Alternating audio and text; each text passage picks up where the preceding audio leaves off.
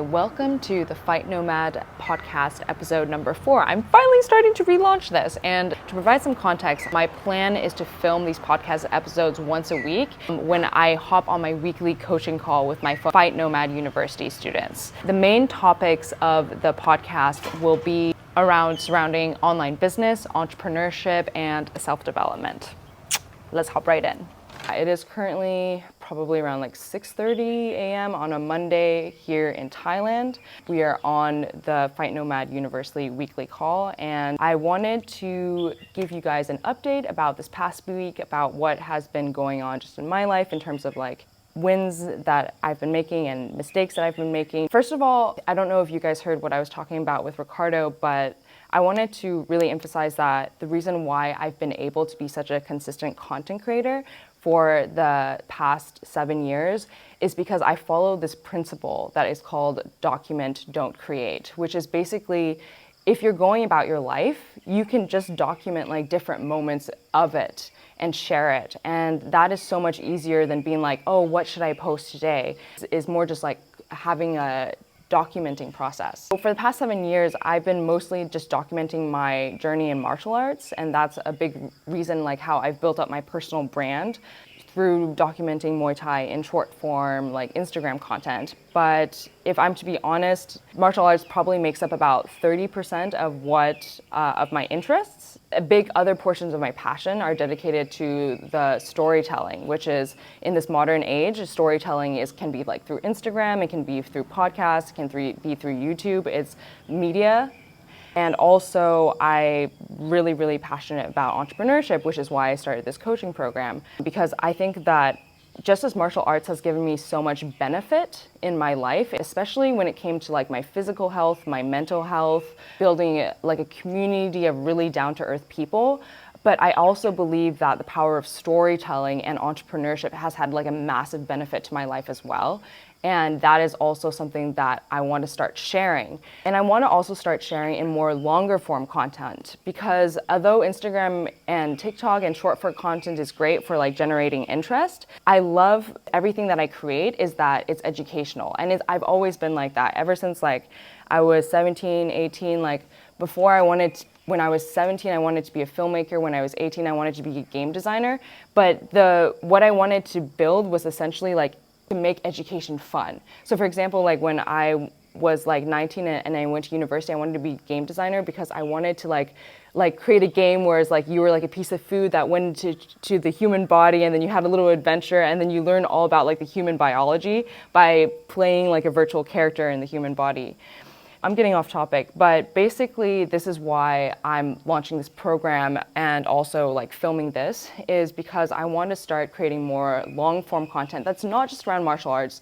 I love martial arts, but I also think there's so much benefit to learning how to storytell, whether that's through Instagram, whether podcasts and YouTube, and also learning entrepreneurial skills too. And what I mean about entrepreneurial skills is learning how to build a business, which actually involves a lot of behind the scenes back end stuff, learning how to hire a team, learning how to delegate. And I'm still quite in the beginning of my journey with regards to that, but hey, I've been documenting my whole Muay Thai process from when I was 20, and that's what I do. I like to document whatever I'm learning, and that's also how I am approaching this program with you, is I'm teaching you everything that I know, but I'm also continuing to learn, continuing to educate myself. So I made quite a bit of money from this coaching program, and then what do I do with that money? I reinvested into getting more education. I have a separate business where I have a social media management agency, and that has been how I've been able to make money. And then recently, that a couple months ago, how I launched this program is I invested that income that I had earned from that program into learning my friend's business model, who is a coach, because I wanted to start teaching what I knew.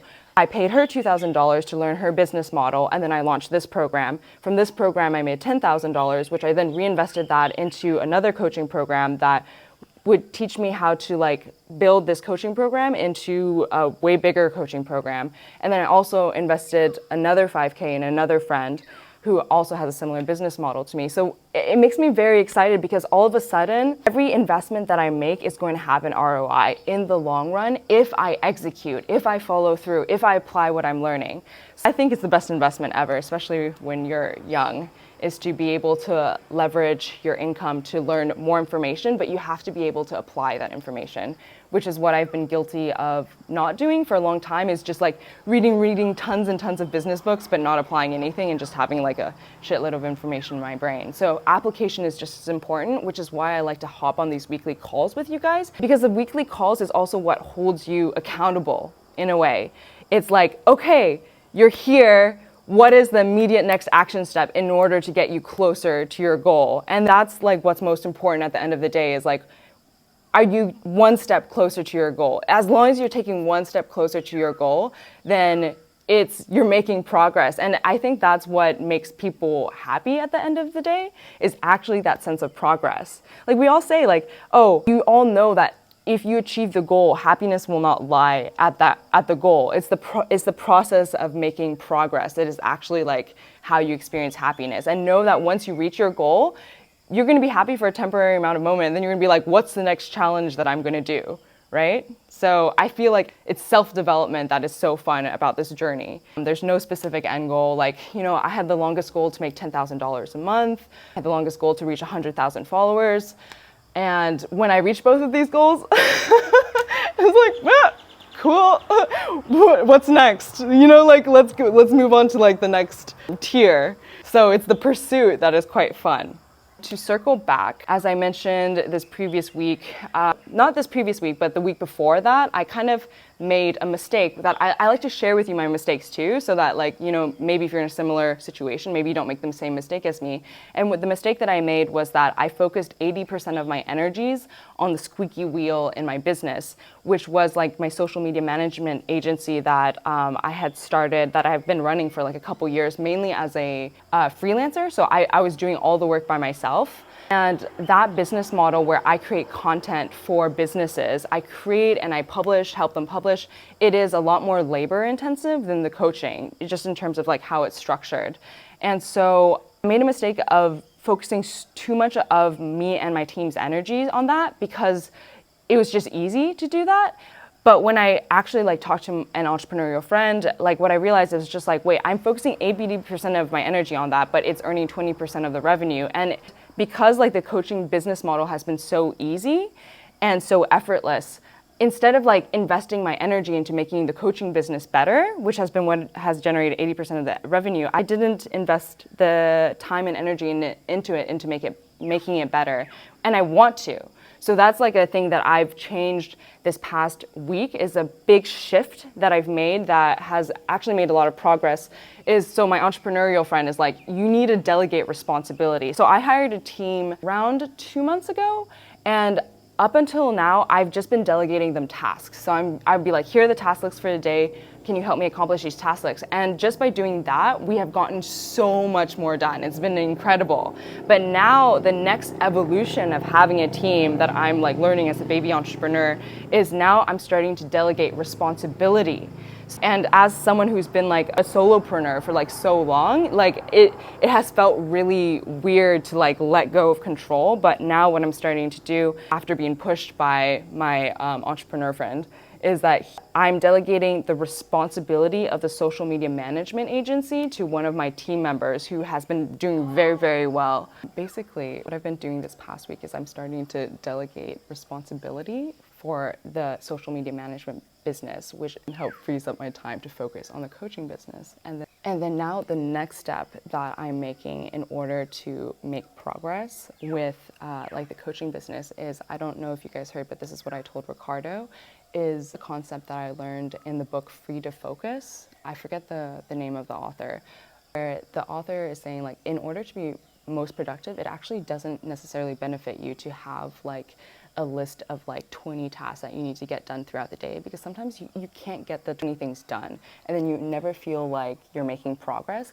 And a lot of the time, a lot of the tasks are low leverage tasks. And the most productive people, they actually identify the 3 to 5 most high leverage tasks, the tasks that will move the needle the most for your business. And then they focus on tackling those at the beginning of the day.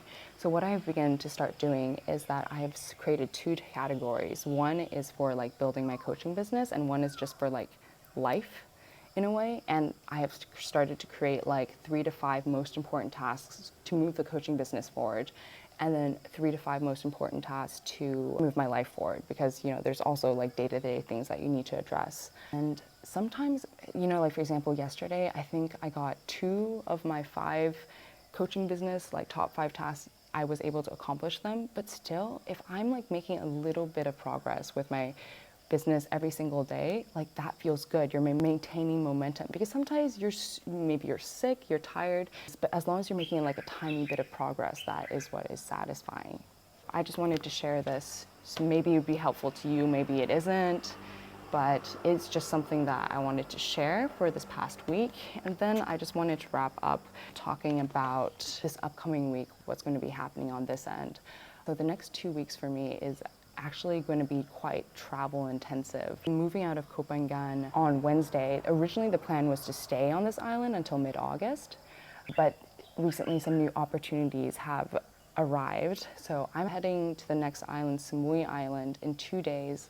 We have some people from our local gym here who are fighting, and so I'll be going there to support them. Then I'll be heading to Bangkok at the end of this week for work, and then I'm going to be flying to Sri Lanka for 7 days to help host a retreat, or maybe for 4 days. And then I'm going to head back to Bangkok, and then going to go to Pattaya in Thailand, and I'm going to meet some of my clients in Pattaya, and then also potentially launch a clothing brand. And then finally in mid-August, we're going to head to Bali for hopefully 4 to 6 weeks, and that will be more chill. As I mentioned before, I don't really like traveling really fast. It's quite exhausting, and actually like your productivity suffers when you're constantly traveling, like 1 week here, 1 week there. I way prefer slow travel, where you go somewhere for like 4 to 6 weeks. You have a time to develop a routine. But anyways, that is a little conclusion of what's been going on.